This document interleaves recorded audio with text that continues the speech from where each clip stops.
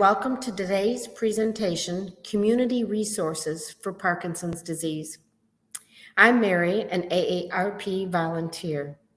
Before I present our presenter for today, introduce our presenter for today, I have just a few housekeeping issues.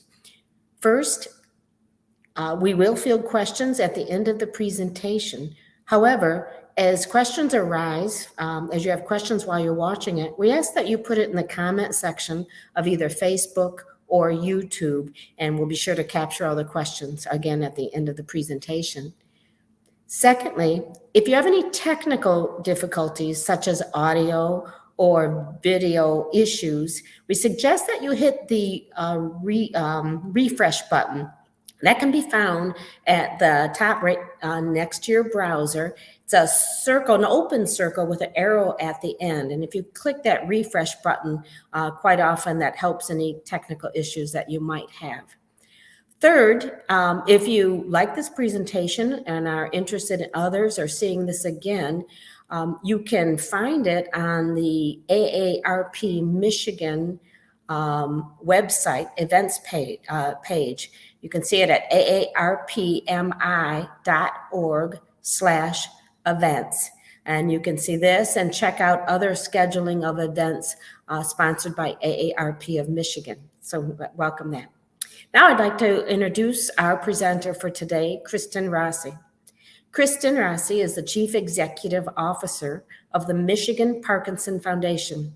Kristen has spent the last 16 years in nonprofit leadership. She's earned her Master's of Public Administration with a focus on nonprofit management from Western Michigan University and has worked with various areas of the nonprofit sector from university foundations to the social sector to arts and culture and currently a statewide voluntary health foundation. Prior to taking the helm at the Michigan Parkinson Foundation, Kristen worked for many years at the Alzheimer's Association, where she developed a passion for neurodegenerative diseases, the effect they have on families, and the importance of ensuring that families and caregivers connect with community resources and support so that no one feels isolated or alone. She loves working with and learning from older adults and is committed to supporting healthy aging initiatives across the state of Michigan and beyond. Kristen believes that nonprofit sector truly has an opportunity to make a difference in people's lives and has dedicated her career to making an impact in this arena. In her free time, Kristen enjoys reading, all things Italian, traveling, and spending as much time as possible with her husband and two small children. Let me welcome Kristen. Thank you so much, Mary. Thank you for that lovely introduction, and a big thanks to AARP for inviting me to do this presentation today. And I'm really excited because what you're going to see in our presentation today is our new brand that we are just now starting to unveil. So a lot of the resources that we're going to be talking about, I'm going to refer you to our website at parkinsonsmi.org. But just know that the website hasn't caught up yet. Probably in the middle of March, we're going to have our new brand on the website, but you can still find all the same great resources there right now. So let's get started. Great. All right. Well, I'm going to talk to you today about Parkinson's resources, specifically in the state of Michigan, but even if you're tuning in from outside of Michigan, a lot of these are things that you can get involved with virtually as well.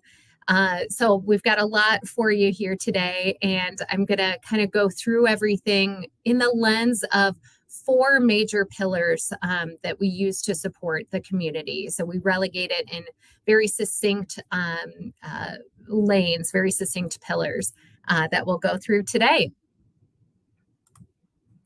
All right, first, just an introduction of myself. Mary did a great job with my bio, but I am the new Chief Executive Officer of the Michigan Parkinson Foundation. If you knew Mary Sue Lanigan prior in this role, she was my predecessor. She's wonderful. She's a member of our board now, but she has since retired from this role, and I took over last April. So coming on a year with the Michigan Parkinson Foundation.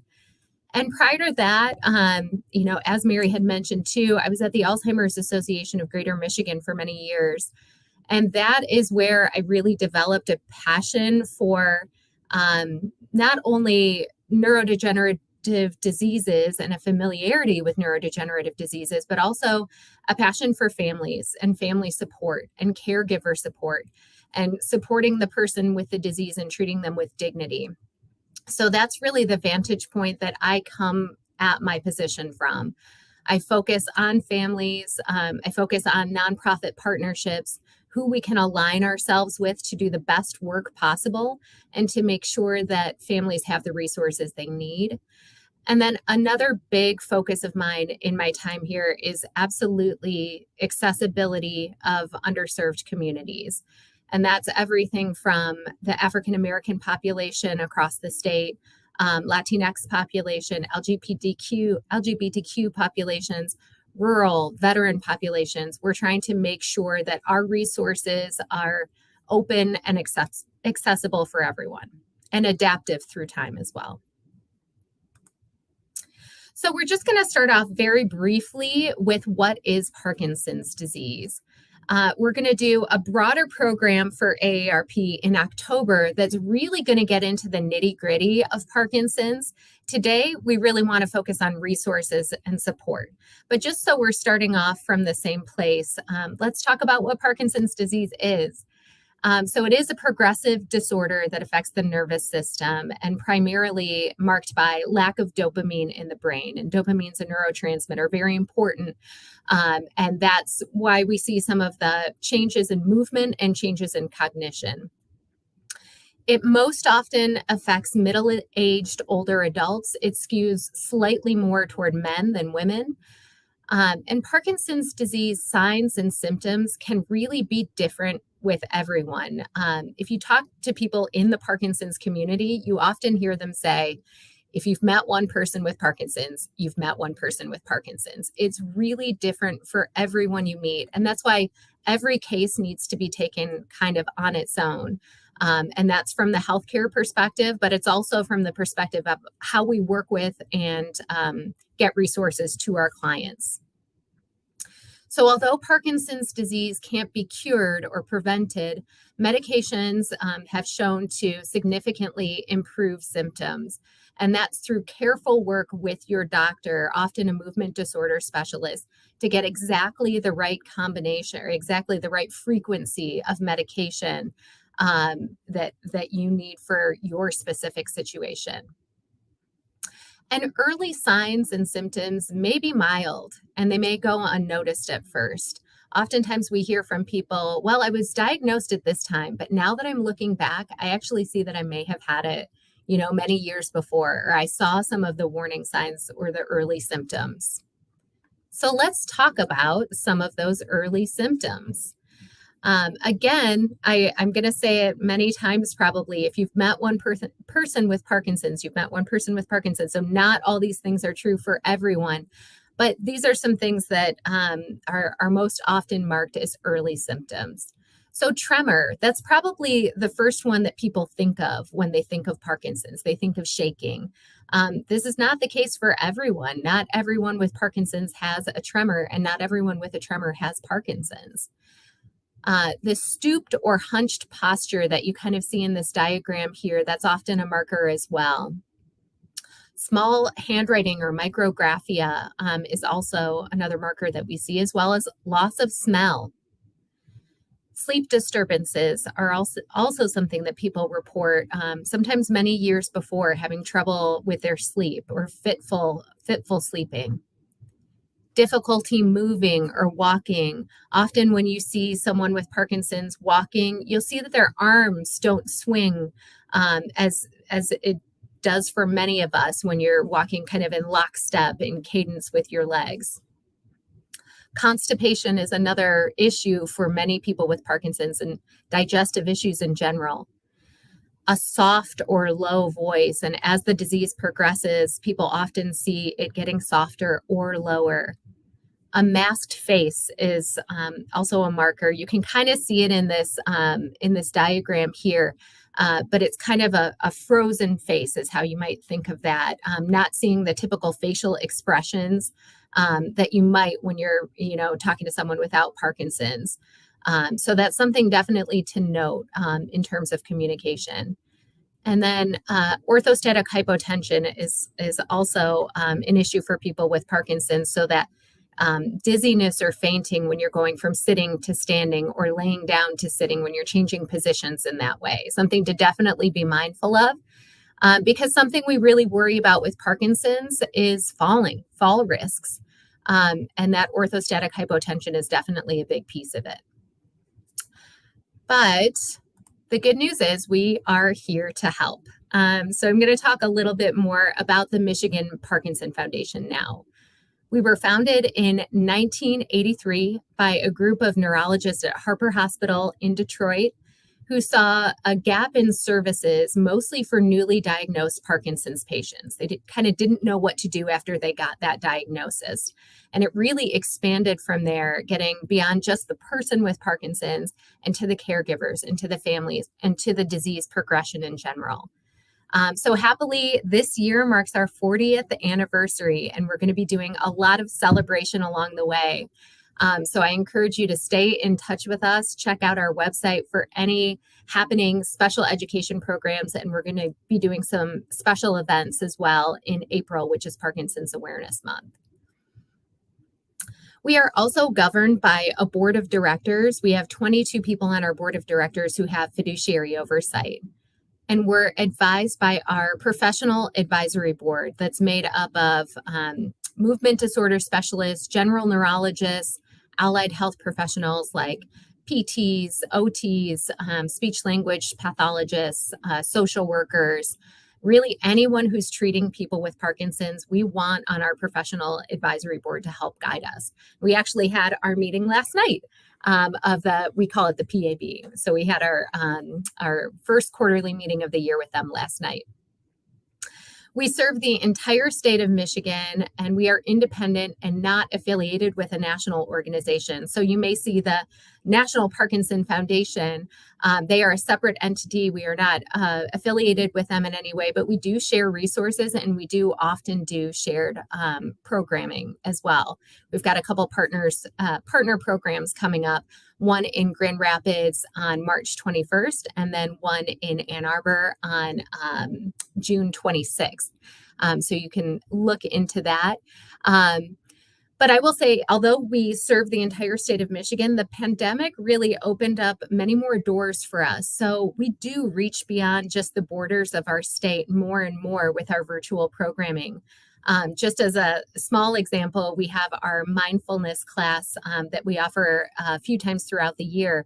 And we just started this most recent 8-week session, and we had someone on from the UK. So we sometimes even have an international audience. And the funds raised in Michigan stay in Michigan. For the most part. I mean, the virtual programming, of course, goes far and wide, but the funds we raise largely stay here. And our mission. So our mission is, oh boy, I think I flipped screens there, to provide education and support to those affected by Parkinson's disease or related disorders, their loved ones and care partners, and physicians and professionals who treat people with this disease. And our vision is to ensure the Parkinson's community has access to responsive, compassionate, and quality care. So this is our staff, just to show you a little bit about how we work here. So we have 7 members of our staff at this time. We are small but mighty. We make it to the far reaches of the state just with this small team here. So I've already introduced myself, the Chief Executive Officer of Michigan Parkinson Foundation. We also have Kelly Johnson, our Director of Operations, who is the person that I always say just keeps the trains running on time. She handles all of our back-end processing, our accounts receivable. Without Kelly, I don't know where we'd be. And then Julia Wall is our Director of Education. I actually saw her hop on this call earlier as well. So if you have questions that you would like to know from an education standpoint about what we're going through today, we have her on the line as well. She's a tremendous resource and has been in the Parkinson's field for many, many years. And her father also had Parkinson's as well. So she knows kind of from a personal and professional vantage point what our clients are going through. Allison Chance is our development manager. So she handles all of our fundraising events, especially our walks. Our walks are kind of the main thing that she focuses on, and we'll talk about those a little bit more in the presentation as well. We've got Quinn Hansis as well. She's an independent contractor with us. She's actually an occupational therapist, but she's also helping us out with our website development and rebranding initiative that we're working on right now.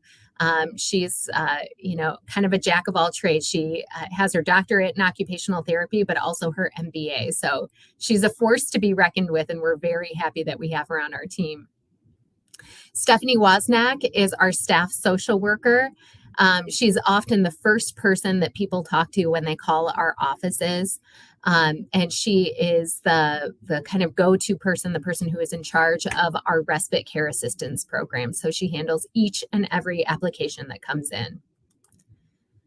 All right. So first, we're going to talk about pillar number 1, socialization. And for some reason on my slide, it's not showing up exactly how it did previously. So I apologize if you can't read it.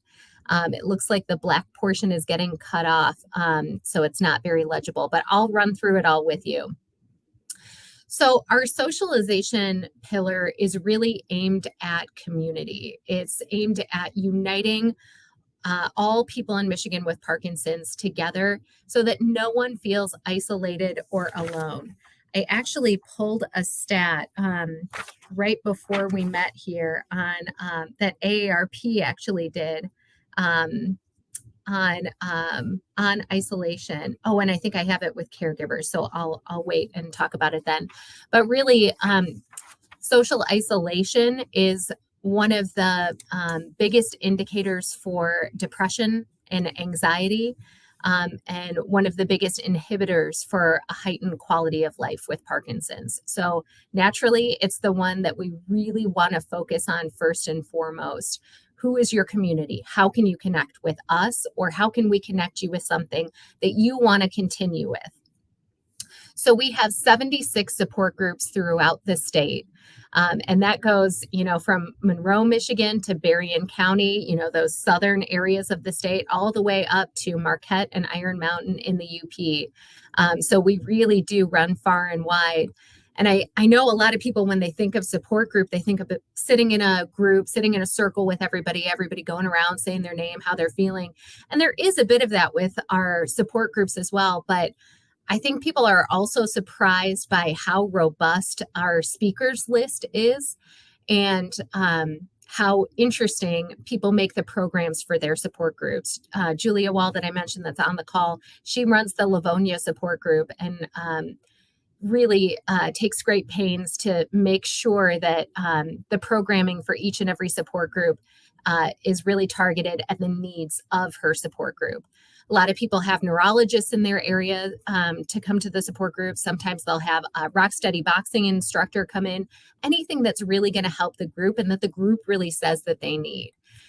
So we as a staff are making our rounds to all of the support groups in Michigan and very happy to do so. I'll be going to Northern Michigan in the next couple of weeks here to visit our support groups up there. We also have sort of an informal mentorship program right now, and we work with PD Self to kind of hand newly diagnosed people over to someone that may need, mentorship, a person that they want to talk to one-on-one. And we do a bit of that right now as well. If we know someone is having particular struggles or they're at a particular situation in their lives, maybe they still have young kids and they want to figure out how am I going to handle Parkinson's disease, even though I have these young kids, we'll definitely connect them with other people that we know are in that same situation so that they don't feel so alone. And we will be working on in this next year, expanding our mentorship program so that we can reach even more people and we can formalize it a little bit more so that we can have more mentorships available for people. We also have community action committees that we do sort of based on our walks. Right now, we have them in Detroit, Lansing, Traverse City, and Grand Rapids.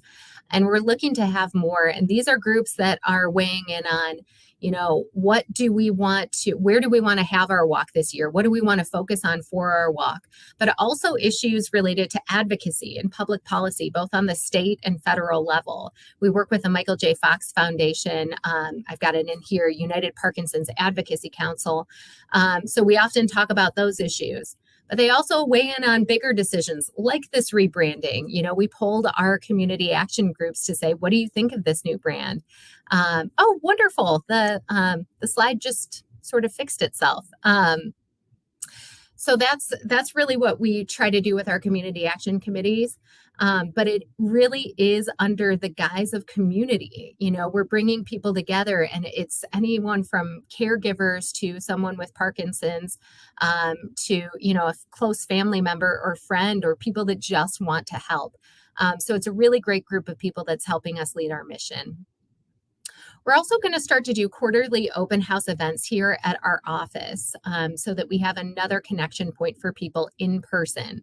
I think coming out of the pandemic, we found that people still want the virtual options, but they also want something that they can do in person as well. And that's statewide. We're going to try to be doing that not only in Southeast Michigan, but beyond. And then I really count our partnerships under socialization, under this community umbrella here. And this is where I think we really have an opportunity for growth, and we really have a lot of great organizations that I'd like to tout our connection to. So we're a part of the Independent Parkinson's Network, and that's a consortium of independent regional Parkinson's organizations that are not affiliated with a national organization, but we are located all across the country. So Texas, Carolinas, Pittsburgh, Alaska, there's a greater Alaska group. These are people that we collaborate with and come together every year for a conference with to kind of trade ideas and present problems and figure out what we can do to work together. The Kirk Gibson Foundation is also a fantastic partner of ours. They've been supporting our respite care assistance program for many, many years, and they're someone that we partner with and collaborate with very frequently. Davis Phinney as well. I know they have wonderful online resources. If anybody's looking for newly diagnosed information, we have those too. Sometimes we include the Davis Phinney information, and we're going to be doing a partner program with them in 2024. We also work with Michael J. Fox's kind of offshoot organization, Team Fox Detroit, here locally in Detroit, who's just run by a fantastic leader. And we do a lot of great work with them, as well as I mentioned, the United Parkinson's Advocacy Council. I think it's really important that we collaborate in this space. Not only for our internal benefits, but to make sure that we're all offering the most that we can for families who are dealing with Parkinson's. And then I also put diversity, equity, and inclusion under this community umbrella as well, because of our efforts to serve underserved communities. And that's an initiative that's going to be ongoing, and we're going to continue to just work on it as much as we can, stumble in some places, figure things out in other places, and use our partnerships to really learn and grow and connect people throughout the state. All right. And this is just a picture I wanted to share. This is at our facilitator summit, our support group facilitator summit. And this was a great representation. We had about, I think it was 66 people total, 66 facilitators total come out. So really good showing, especially, after this pandemic, we didn't see, each other very often. And we all, put on our Michigan Parkinson Foundation t-shirts, and we all shared ideas and really collaborated on the knowledge that people are gaining year over year in this space. These are leaders that have a lot of innovation and a lot of really great knowledge, and we want to use it as much as we can. So these are our support group facilitators. We're going to be meeting again with them this coming July. So we look forward to even an updated picture then. All right. Okay. So our second pillar that I wanted to talk about is a really important one, and it's exercise. And on the next slide, I'm going to show a little bit more about, what exactly we should all be doing in terms of exercise related to Parkinson's disease. But research has shown that exercise not only helps with physical strength and balance and muscle retention, but also neurological acuity. So we really have a wonderful program here. This was also born out of the pandemic. It's free Zoom exercise classes offered 6 days a week at 10 a.m. So Monday through Saturday, we offer power moves. So that's on Monday, Tuesday, Thursday, and Saturday. And then on Wednesday and Friday, we offer yoga. And all of these classes are taught by physical therapists who are trained in Parkinson's disease, or on the Wednesday, Friday program, that's taught by a yoga therapist who's specifically trained in Parkinson's and MS. So we've gotten a great response to this. We always get a very consistent showing here, because it is proven to work. And if you do these 6 classes, you've kind of met your quota for everything they recommend for physical exercise for a person with Parkinson's. Also on our website, you can find a list of in-person exercise classes by community. So we want to make sure that people are also connected with the resources in their community that are in person. And that's anywhere from rock steady boxing to power moves to take root dance and beyond. Tai Chi is a really popular one as well. So we try to make that as comprehensive as possible so people have lots of different options. Also, part of exercise is our walkathon events. We kind of consider this as, one of our offerings, not only as a fundraising event, but also in terms of exercise, of getting up, getting moving. And that's what we really try to tout there, as well as speech therapy. So we'll go into these a little bit more one by one. All right, so we've got the importance of exercise here. This graphic that I put up is from the National Parkinson Foundation. And it's really the new list of advisements where exercise is concerned for a person with Parkinson's.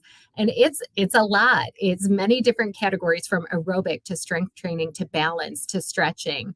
And if you look at some of the requirements, aerobic activity 3 days a week for at least 30 minutes per session, strength training 2 to 3 non-consecutive days per week, balance 2 to 3 days per week, stretching 2 to 3 days per week.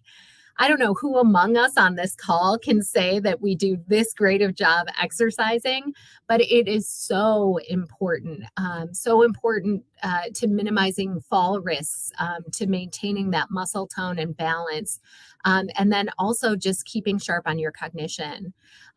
So this is the advisement, and luckily our 6 days a week exercise classes hits all of these. We also have all of our exercise classes available on demand, and you're going to see this YouTube link several times throughout the presentation because it's where we have a lot of our recorded resources. So if you want to kind of check out, what do these exercise classes look like? Is this something I could do? This is a great place to stop first before joining live with the group. But I do encourage everyone to join live because of the socialization, because it really does connect you with people. There's always time at the beginning and at the end where people connect. Some of the people on those classes only know each other through Zoom, but they've been getting on these Zoom classes together for years now. So they really have developed relationships. But if you ever miss a class or would rather do the on demand, we have all of our classes listed. We post them the week that they were done so that you can see in pretty quick time any class that you may have missed or want to get involved with. And then just a little bit more on our walkathon events. I love this picture. It's one of our little warriors here. We always do a kids corner, and this past year was a superhero theme. So I call our walks one of our biggest support groups. For Detroit, at least, I can say, you're looking out at an audience of 500 people that are dealing with the same things you are. So it's a way to kind of look at each other, recognize each other, and support each other. And it's also team-based. People are encouraged to start teams with their families and friends and really get behind something. And the most successful teams I see are the ones who are created by families and friends that just kind of take it upon themselves to do more and do more and do more. And some do, for fundraising, garage sales, or they'll do like a bowling event, other things that gets them together with their families. So, it's kind of a long game of fundraising, but it's fun. And then here's a list of our walks in Michigan. So starting in Traverse City, this one's new for us. On August 12th, we're going to be at the Civic Center. In Metro Detroit on September 23rd, we're going to be at Jimmy John's Field. In Lansing on September 30th, we're going to be at the MSU Auditorium on MSU's campus. And then on October 14th, we're going to have our Grand Rapids Walk at Meyer Gardens. So if you're near any of these, we would love to have you come out. It's always a really fun day, a lot of camaraderie. We have vendor tables set up. We've got food for everybody. We do exercise demonstrations, and then we all walk together. Oh, and this is just kind of a showing of one of those teams that are really great. So this is Team Jolliffe, and you see Nate Jolliffe in the middle here. He's newly diagnosed and was our top team this last year. And he really got family to come from far and wide. Many of them came from across the country to join him for the walk. And he's now a member of our board as well, and a veteran as well. So we're really, really happy to promote Team Jolliffe here. And then a little bit on speech therapy as well. There are several different programs that people with Parkinson's can do. LSVT Big and Loud is a really popular one. And then one that we have partnerships with currently is the Parkinson's Voice Project. And this really has two major components. You can kind of see the levels that it goes down here, because you do have to do a speech evaluation and then kind of a general webinar. But then the program that you do is called Speak Out. You do a 6 weeks follow-up after that. But then after you've done Speak Out, you can engage in loud crowds, which is a more regular group activity, often done virtually. They are also done in person as well. But we partner with Andrews University, and then we're also starting a partnership up starting on March 3rd, this hot off the presses, with Central Michigan University as well. So it's a really great program. The really important thing with speech is that you find something you love to do and you keep doing it. We did a program sort of in the spirit of theater this last year, and we'd love to continue it as well, called Shaky Spears. And it was a group of people that were practicing their speech, intonation, intent, their vocal projection through Shakespeare. And it was really, really neat to see. So if that's something you're interested in, that's a great thing to do. I know someone else who teaches a class, and they practice for that class that they teach throughout the week. And they call that their practice, their vocal practice every week. So again, find something you love and continue to do it. And if you have more questions on Andrews University, you can find it on our website, or you can give our office a call and we'll get you more information. We're going to be doing loud crowds as well through Central. So we're going to have a lot of loud crowds opportunities coming up here pretty soon. All right, our third pillar that I'd like to talk about is education. And I couldn't even fit all of our education, everything we do in terms of education, on one slide here. So this is, just a snapshot of some things that we do that we're really proud of. One is that we do a virtual education series on the third Tuesday of every month, and we're going to talk about some of the topics here in a minute. But really, we listen to the community. We listen to what you want to hear, what you want more guidance on, what speakers do you want us to bring to the table, and then we're able to bring those to our virtual education series. We're also offering our symposium in person again this year. So for the first time since 2019, we're going to be at the Novi Sheraton, and it's going to be on May 13th of this year. We're going to have a dual track for healthcare providers and then also for patients. But I think it's going to be a really good day of knowledge, information, and resources. And one thing that we're absolutely going to focus on is mental health, because we've heard a lot from people that they need more information there. We also do continuing medical education and continuing education units for professionals. So we will do that through our symposium. We do often do that through virtual trainings as well.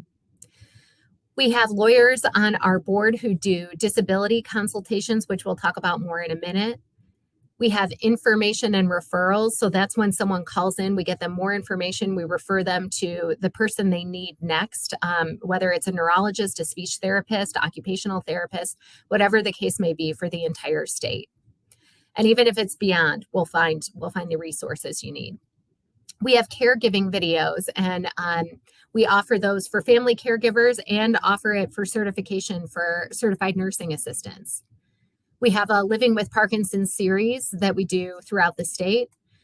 We send out information packets to newly diagnosed individuals who call us needing more information. And we promote and support outreach for research in the community. So whenever someone comes to us and says, hey, we're doing a study on this or that, we try to get people that might be interested in signing up for that research initiative. All right. So just a little snapshot of our virtual and in-person topics. These are just things we've done in the last year or so. In person, we did neuroplasticity and preserving cognition, but we've also done on those virtual education series that you can find on our YouTube channel, Vision and Parkinson's, nutrition, tips for talking to kids about Parkinson's disease, traveling with Parkinson's. Just last month, we did elder law and estate planning, a really, really popular one. So again, this is something that is born of the community. We hear what people want and we put it into action. And then caregiver training videos. Sorry, the slide on this one isn't working great either, but we have some really wonderful training videos on our YouTube channel. And again, this is for certified nursing assistants or just people caring for people with Parkinson's at a senior living residence, assisted living, or extended care facility. This is for home health aides, but it's also for family caregivers. So for any of the professional people helping people with Parkinson's, we do offer the certification through Relias Academy that they can do after, or they can do to prepare themselves to work with people with Parkinson's. And we're working on a broader initiative with this to make sure that CNAs are trained to the level that they need to be to give the best care possible to patients with Parkinson's. But we've also heard from many family caregivers that it's been really helpful. And I'll show you next just the video topics that we have. The first video, and they're all kept really short, each one is under 10 minutes, is just a basic overview. What is Parkinson's disease? The second one is managing medications. And I think from this, we can really learn questions to ask your doctor. Number 3, the third video is managing off episodes when your medication is wearing off and you need to make it to your next dose, and the importance that plays for skilled nursing assistants. The fourth video is managing nutrition and swallowing. The fifth, the dining room experience, especially in a nursing facility. The sixth is managing communication. And then 7 is managing hallucinations, psychosis, and delusions associated with Parkinson's disease. So it's the entire spectrum. And again, I can't say enough about it. This was filmed during the pandemic, and it's really, really, really well done, worth watching. Again, we have those attorneys on our board that consult on legal advice. They do pro bono legal advice for medical disability issues. Our one lawyer who works on this touts 100% success rate in terms of disability claims. But also just in terms of Medicare and Medicaid questions that anyone might have, guardianship, power of attorney, end of life planning, we can hook you up with all of those resources. And then the next pillar we have is respite. And what we really are talking about when we're talking about respite in this instance is reprieve. And I'll get into it a little bit more in the next slide, but we offer respite care assistance in the form of a monetary gift, as well as medication assistance, our mobility loan closet. And then I put our mindfulness classes under this portion because we see more and more people with Parkinson's and more caregivers attending our mindfulness classes. It's been growing every year since we've been doing it. This is our third year.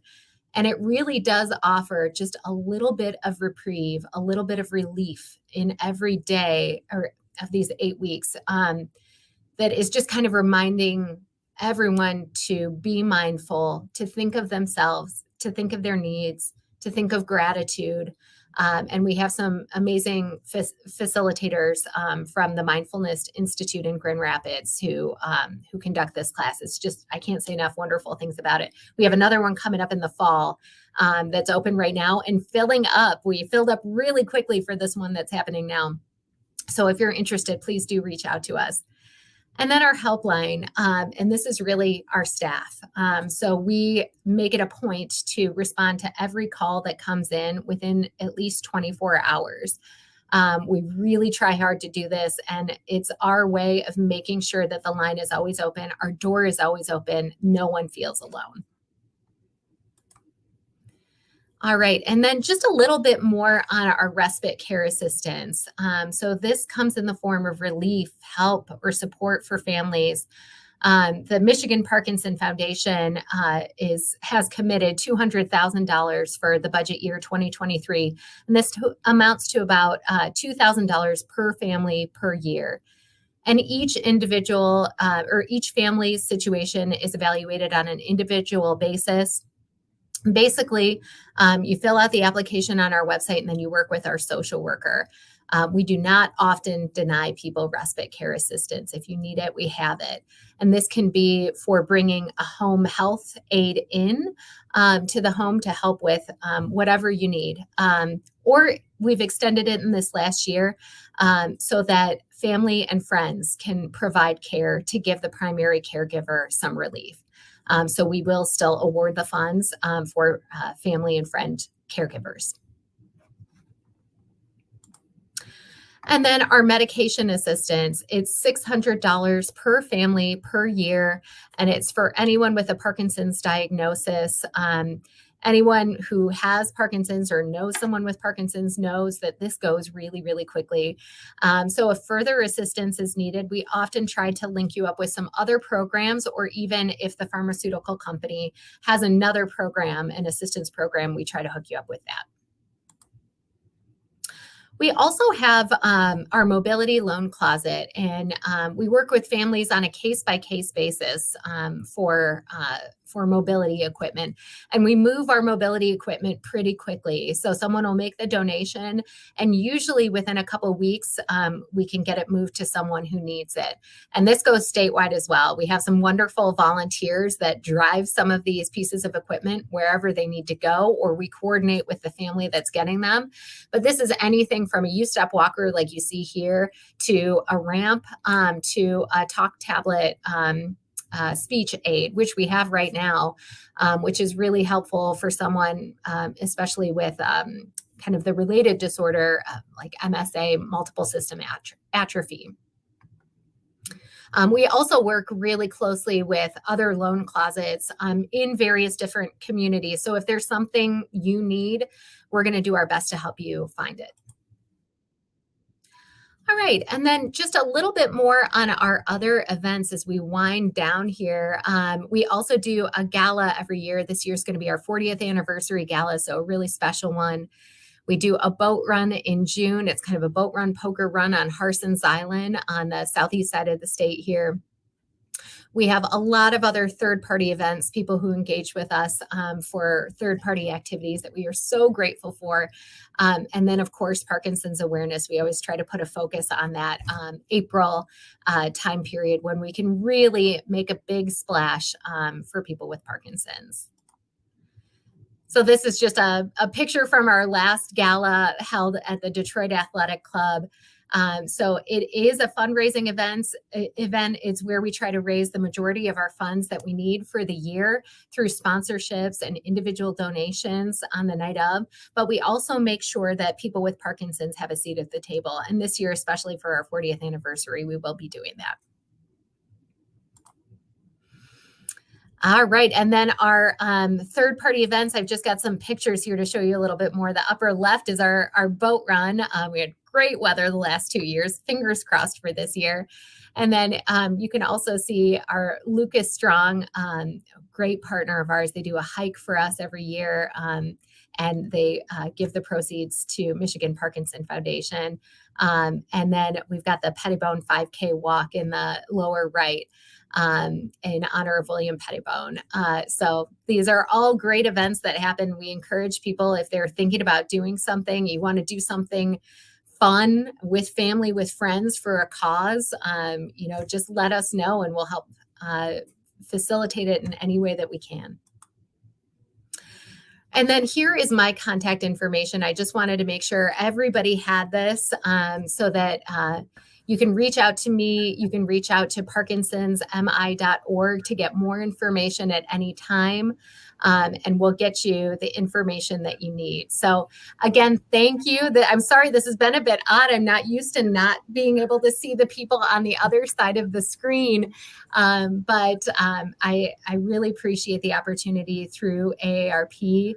I really look forward to doing the presentation in October, which again is going to focus more on Parkinson's disease and some of the issues that come along with it. But for now, I'm more than happy to be answering questions.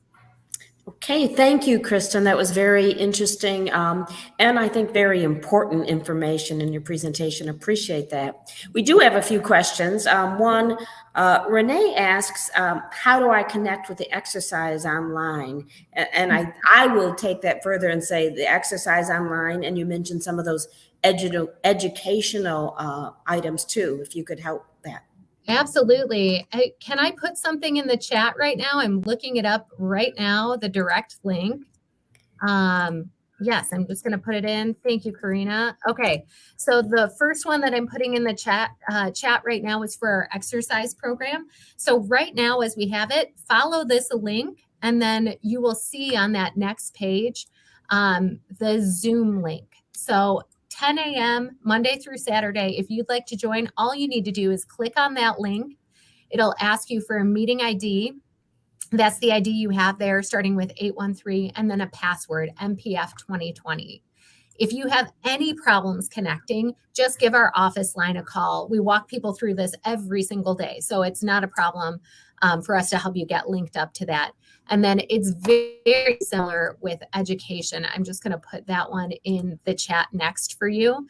It's just a different line, but the same thing. You're going to see a Zoom link, and then you're going to fill in the meeting ID. And then you're going to put in the password. But give us a call as well. Let's make sure you're on our mailing list so that you see some of the education programs that we're doing, or some of the changes that are happening, maybe new things that are coming up. And I'll also say, when we do get that new website, which again should be mid-March, I was hoping it was going to be done for this presentation. But when you see that new site, we're going to have an area that you can actually sign up for exercise classes and sign up for education seminars. You'll be able to see it in the calendar view and sign up directly in our website. But for now, these links are great. Great, thank you. We had a question from Lon, Kristen, asking, does occasional shaking in the hands indicate Parkinson's? So not necessarily. If there are a lot of medical questions like that, I'm going to probably sound like a broken record. if you have concerns, I would say go talk to your doctor. If you want to start by talking to your primary care physician, that's a great place to start. And if it progresses from there, you think, you know what, maybe I do have some of these signs, some of these symptoms. It's a good idea to see a neurologist, and especially a movement disorder specialist from there. But I would say starting with your doctor is the first place you want to go, because it does not necessarily indicate Parkinson's, but other things combined with that could. If you have concerns, definitely talk to your doctor. Okay, I assume then that fits with the question, if you think you have Parkinson's, what you should do, the same. Yeah, same thing. And honestly, I would say call our office as well, because we can give you a referral for your area. We know the neurologists and movement disorder specialists across the state. Many of them serve on our professional advisory board, and we're happy to connect you with someone in your area that can help you make a proper diagnosis. Excellent, thank you. Jennifer asks, what was the social worker's name? Oh, Stephanie Wozniak. Yeah, and you can find her on our website as well under staff. There you go. Yep, Stephanie Wozniak in the lower right. Yeah, she's wonderful. If you have any questions, really in general, any of our staff can help you, including Stephanie, but specifically where respite is concerned, or medication assistance, or mobility loan closet, Stephanie is kind of our go-to for resources in those areas. Okay, excellent. Any other questions? Anyone out there? We're happy to field your questions. Okay, well, Kristen, again, thank you so much. I want to ask if you have any final comments for the audience. Really, I just would love for everyone to connect with us. We have everything I've talked about today and many more resources, including a listening ear. Many of our staff just are specifically trained in how to provide the right resources to you. And many have experiences with family members with Parkinson's that might be helpful, or at the very least, just a good person to talk to. So please connect with us for that reason, and just to get connected with everything else we have to offer. Excellent, thank you. I want to thank everyone for joining us today. And hopefully you found this presentation very useful. If you would like to review it and watch it again on demand, you can either find it in Facebook and YouTube. You can also find it on the Michigan AARP events website. That'll be posted there.